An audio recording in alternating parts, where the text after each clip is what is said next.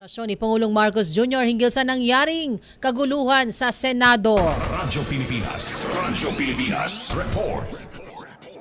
Ed, iginiit ni Dr. Jose Antonio Goycia, Chairman Emeritus ng iba't ibang civic organizations, na ang kasalukuyang liderato ng Senado ang ugat ng tensyon at kaguluhang naganap sa Senado kaugnay ng issue ni Senador Ronald Bato de la Rosa. Ayon kay Goycia, matagal nang umiinit ang sitwasyon dahil umano sa patuloy na pagprotekta kay de la Rosa at paggamit sa Senado bilang kanlungan upang makaiwas sa pananagutan. Ayon pa kay Goycia na hindi dapat agad sisihin ng administrasyon ni Pangulong Ferdinand R. Marcos Jr. dahil mismong si Pangulong Marcos ay nagutos ng agarang investigasyon sa insidente.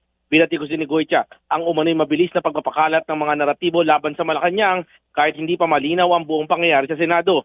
Nagbabala rin si Goycia laban sa mga mabibigat na akusasyon ng walang sapat na ebidensya dahil maaari umano itong magdulot ng takot at lalo pang magpadala at ng pagkakahati-hati ng publiko. Iginit pa ni Goycia na may mga lider umano sa loob mismo ng Senado na mas piniling protektahan ng kaalyado kaysa panatilihin ang kaayusan at paggalang sa batas. Nagpasalamat naman si Goycia sa mga mamahayag at media personnel na patuloy na nag-uulat sa kabila ng tensyonadong sitwasyon sa Senado.